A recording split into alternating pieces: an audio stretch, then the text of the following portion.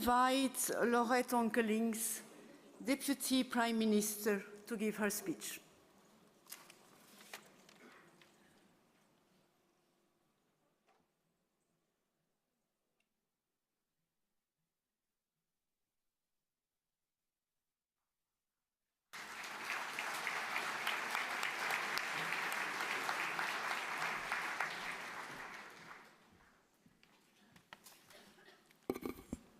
For the translating, I will speak French.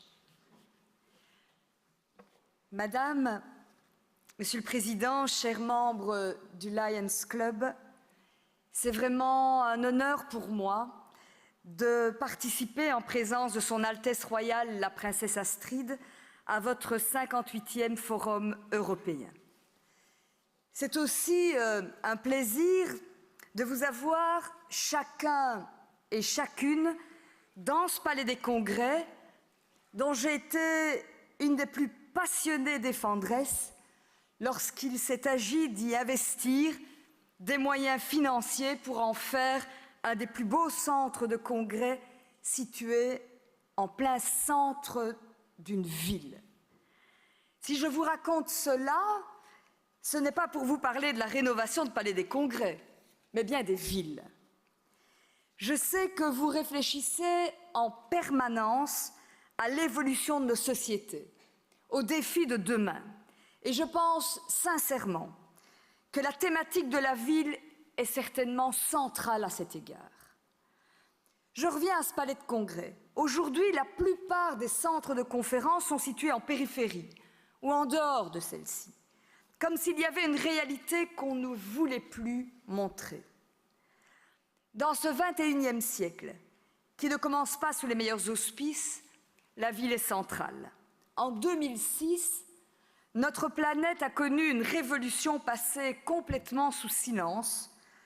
Nous avons dépassé le seuil des 50% de personnes sur la planète qui vivent dans une ville. Ce chiffre n'était que de 33% en 1950. Est-ce que chacun peut mesurer ce que ça signifie que plus de 3,5 milliards d'êtres humains sont des urbains?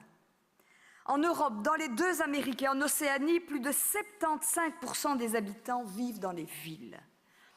Or, les villes, ce sont les lieux de tous les contrastes, de toutes les tensions que la vie en société génère.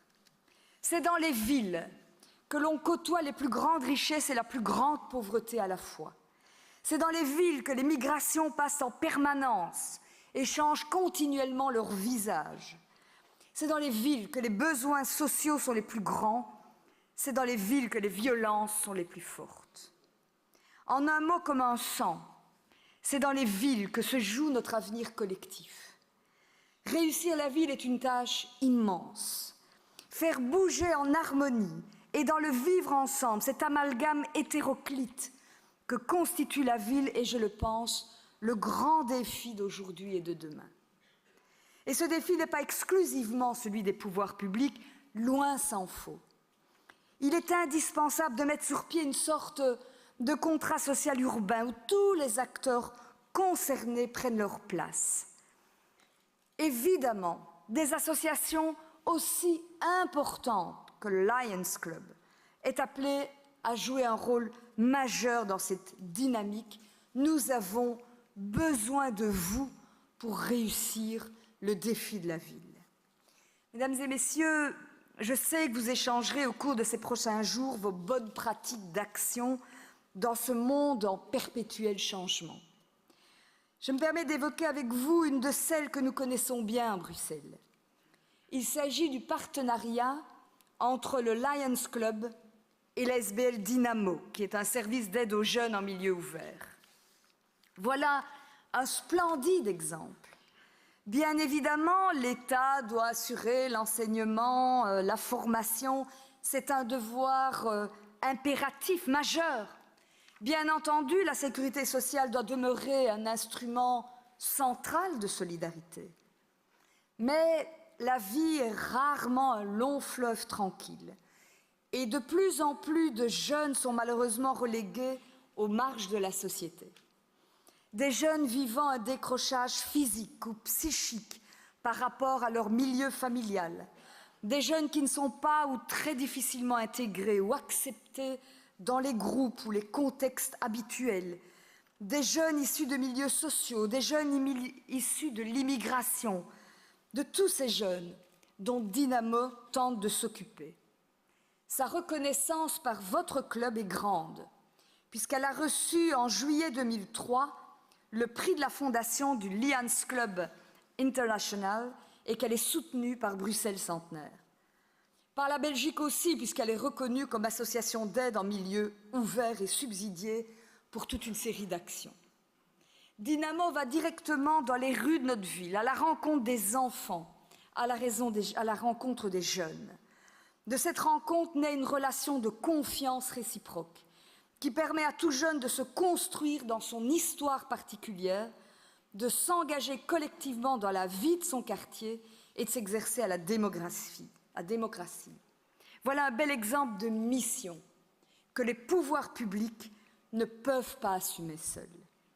Tel est le véritable sens du contrat social urbain.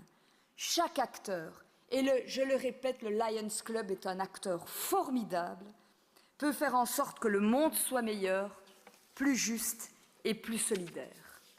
Mesdames et messieurs, c'est à travers cet exemple que je voudrais conclure mon intervention.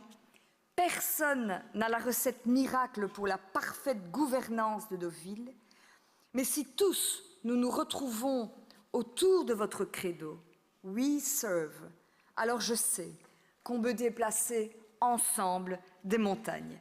Je vous souhaite à toutes et à tous un très grand succès pour ce forum.